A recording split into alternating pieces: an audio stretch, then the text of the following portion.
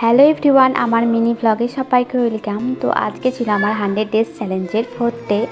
আজকে সকালের ব্রেকফাস্টে ছিল মুড়ি আর তার সাথে ছিল আলু ছোলা ভাজা। মামামকে খাইয়ে দিয়েছি আর এদিকে ঘরটাও মুছে নিচ্ছি।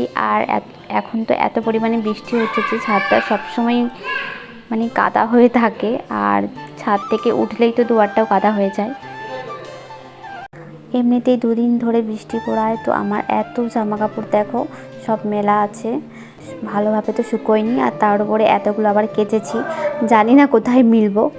আর তারপরে আমার পুজোটা সেরে নিলাম।